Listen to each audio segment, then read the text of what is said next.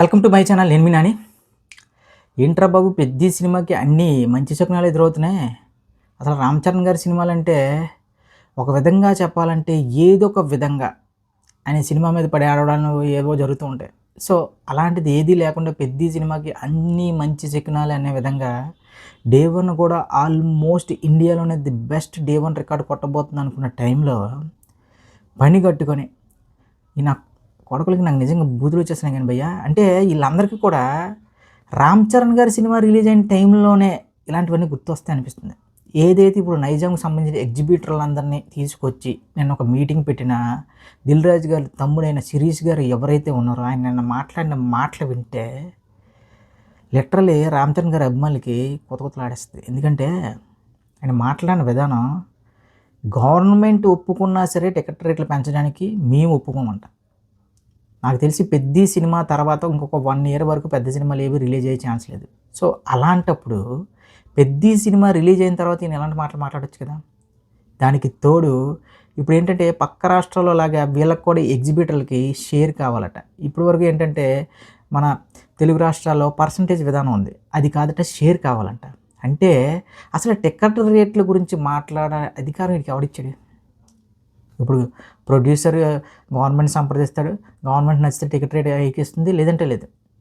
Yes, వీడు చెప్పిన విధంగానే టికెట్ రేట్లు చాలా హైక్ అయిపోయినాయి, ఇది అయిపోయినాయి. మరి వీళ్ళు మెయింటైన్ చేస్తున్న థియేటర్లో ఈ స్నాక్స్ కానీ ఇవన్నీ కూడా టికెట్ రేటుకు మించి 3 to 4 times ఎక్కువ ఎందుకు ఉంటున్నాయి? సో ఏది ఏమైనా సరే రామ్ చరణ్ గారి సినిమా వచ్చినప్పుడు మాత్రం వీళ్ళందరికీ అన్నీ గుర్తొస్తాయి. అసలు RRR తర్వాత ఇండియాలోనే కాదు ప్రపంచవ్యాప్తంగా గుర్తింపు సంపాదించుకున్న వ్యక్తి రామ్ చరణ్ అనే వ్యక్తి. సో అలాంటి హీరోకి వీళ్ళు అంటారు తెలుగు సినిమా చచ్చిపోతుంది, తెలుగు సినిమా బతకాలి, అది ఇది అంటారు. కానీ ఇప్పుడు ఒక పెద్ద లాంటి కంటెంట్తో వస్తుంటే ప్రపంచం మొత్తం పెద్ద సినిమా కోసం వెయిట్ చేస్తున్న టైంలో నైజాం లాంటి ఏరియాలో పెద్ద సినిమాకి సంబంధించి ఇంకా టికెట్ రేట్స్ హైక్స్ని మేము ఇంకా యాక్సెప్ట్ చేయం, గవర్నమెంట్ ఇచ్చిన ఇవ్వడం అవి అసలు కరెక్టేనా? ఇది ఇదే కాదండి, లాస్ట్ టైం కూడా గేమ్ చేంజర్ టైంలో కూడా అసలు ఈ బ్యానర్లో ఫ్లాప్ సినిమాలే పడలేనట్టు గేమ్ చేంజర్ సినిమా మీద ఇచ్చాడు. దాని తర్వాత ఇప్పుడు వాళ్ళ పరిస్థితి చూశారు కదా. దిల్ రాజు ప్రొడక్షన్ నుంచి వస్తున్న ఒక్కొక్క కళాఖండాలు చూస్తుంటే అసలు ఎలా వింటున్నారా బాబు వీళ్ళు కథలు, లేదంటే వీళ్ళకి బ్లాక్ మనీ ఎక్కువైపు ఇలాంటి సినిమాలు చేస్తున్నారు అనిపిస్తుంది. సో ఇలాంటి వాళ్ళు ఏదైనా సరే ఎంత లొల్లి చేసినా ఏం చేసినా సరే పెద్ది అనే సినిమా టికెట్ హైక్స్తో పాటు ప్రీమియర్స్తోనే తెలంగాణలో దిగుతుంది, ఇది రాసి పెట్టుకోండి. ఇదేంటంటే మైత్రి మూవీ మేకర్స్కి, దిల్ రాజు గారికి, ఎస్విసి ప్రొడక్షన్స్కి ఎప్పటి నుంచో ఉన్నాయి గొడవలు. సో ఇలాంటి టైంలో సినిమాకి రిలీజ్కి ఒక 2 వారాల ముందు 3 వారాల ముందు ఇలాంటి మూమెంట్లు చేస్తే మైత్రి మేకర్స్ని తొక్కొచ్చు అనుకుంటున్నారేమో. కానీ మీకు మైత్రికి ఉంటే చూసుకోండి వేరే, కానీ రామ్ చరణ్ గారి సినిమా వచ్చినప్పుడే మీరు ఎలాంటి హడావిడిలు చేస్తే మాత్రం భవిష్యత్తులో చాలా దారుణమైన పరిస్థితులు ఎదుర్కోవాల్సి వస్తుంది. ఎందుకంటే రామ్ చరణ్ అనే వ్యక్తి ఎలాంటి వ్యక్తి ప్రతి ఒక్కరికి తెలుసు. ఇండస్ట్రీలో ఆయన నచ్చినోడు ఎవరు లేడు. సో అలాంటి ఒక మంచి వ్యక్తి సినిమా వస్తున్నప్పుడు మీరు కావాలని పనిగట్టుకుని మరి ప్రెస్ మీట్లు పెట్టి ఇలాంటి హడావిడిలు చేసి ఎవరిని బెదిరిద్దాం అనుకుంటున్నారో తెలియదు. కానీ మీరు మైత్రి మూవీ మేకర్స్కి మీకు ఉంటే మీరు చూసుకోండి. అంతేగాని రామ్ చరణ్ గారి సినిమా రిలీజ్ అయిన టైంలో ఇలాంటి యాసాలు వేస్తే మాత్రం ఇది కరెక్ట్ కాదు. ఎందుకంటే మీకు ఒక ప్రొడక్షన్ హౌస్ ఉంది, మీ సినిమాలు కూడా రిలీజ్ అవ్వాలి. అసలు పెద్ది అనే సినిమా ఇండియన్ సినిమా స్థాయిని పెంచబోతున్న సినిమా అంటున్నారు. సో మీరే అంటారు తెలుగు సినిమా బతకాలి, తెలుగు డైరెక్టర్లు బతకాలి, తెలుగు ప్రొడ్యూసర్లు బతకాలి, ఇది ఏ చెప్తారు. కానీ మీరే సినిమాల పరంగా పెద్ద హీరో సినిమాకి మీరు ఎలాంటి ఇబ్బందులు సృష్టిస్తే ఇంకా చిన్న హీరో సినిమాలకి మీరు ఎలాంటి యాసలు వేస్తున్నారో ఒక్కసారి ఉంచుకోండి. అంటే చిన్న సినిమాలకి థియేటర్లు ఇవ్వకపోవడం, ఇంకా రెంట్లు పెంచేయడం, ఇవన్నీ ఇప్పుడు తెలుస్తుంది క్లియర్గా. వీళ్ళకి ఏంటంటే వీళ్ళు అనుకున్న రేటుకి ప్రొడ్యూసర్ అనేవాడు సినిమాకి వీళ్ళకి అమ్మేయాలి. అలా అమ్మేస్తే ప్రొడ్యూసర్ మంచోడు, అందరూ మంచోడు. అలా కాకుండా ప్రొడ్యూసర్ అనేవాడు కంటెంట్ని బట్టే సినిమాని అమ్ముతాడు. ఎస్, వాడి దగ్గర మంచి కంటెంట్ ఉంటే 10 కోట్ల సినిమా 15 కోట్లు చెప్తాడు. ఒక యావరేజ్ కంటెంట్ ఉంటే తక్కువగా చేసి చెప్తాడు.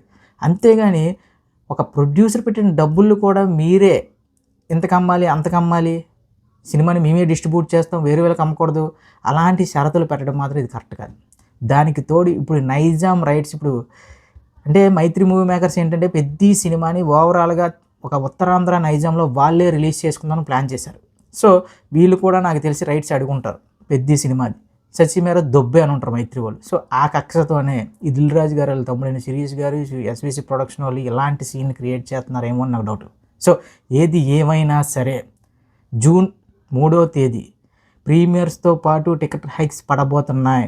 మనం ఆల్ టైమ్ డే 1 రికార్డు పెట్టబోతున్నాం. ప్రపంచవ్యాప్తంగా ఇండియన్ ఫిల్మ్ ఇండస్ట్రీలోనే ది బెస్ట్ డే 1 రికార్డుతో రామ్ చరణ్ గారు ఇంకా 4వ తారీఖు నుంచి ఊచకోత వేరే ఉంటుంది. మీరు ఎవడు ఎన్ని అడ్డంకులు సృష్టించాలనుకున్నా, ఏం చేయాలనుకున్నా సరే, మళ్ళీ చెప్తాను భయ్యా, ఇప్పుడు ఏదైతే ఇది ప్రెస్ మీట్ హైక్స్ పెంచడానికి ఒప్పుకో ఇది అన్నారో ఇది రాసి పెట్టుకోండి. జూన్ 3వ తారీఖు ప్రీమియర్స్ పడబోతున్నాయి. అది కూడా టికెట్ రేట్ హైక్స్తో డే 1 వేరే లెవెల్లో బ్యాటింగ్, ఇంకా వేరే లెవెల్. ఇదే ప్రొడ్యూసర్లు ఇప్పుడు దిల్ రాజు గారికి ఈ సినిమాని అమ్ముతానంటే, మైత్రి మూవీ మేకర్స్ కానీ ఈ సినిమా దిల్ రాజు గారికి అమ్ముతానంటే టికెట్ హైక్స్ కావాలంటాడు, ప్రీమియర్ షోస్ కావాలంటారు. చెప్తున్నా కదా, మైత్రి వాళ్ళు ఈ సినిమా నైజాంలో డైరెక్ట్గా రిలీజ్ చేయడానికి ప్లాన్ చేసుకుంటున్నారు. సో వీళ్ళకి ఏదైతే అమ్మనన్నారో అక్కడ వీళ్ళకి చెడి ఇలాంటి వేషాలు వేస్తున్నారు. ఎవడు ఎన్ని వేషాలు వేసినా ఏం చేసినా సరే పెద్ది అనే సినిమా డే 1 కానీ ఫస్ట్ వీక్ కానీ లాంగ్ రన్ కానీ దురందరికి మించి ఇంపాక్ట్ చూపించబోతుంది ఇండియా వైడ్గా.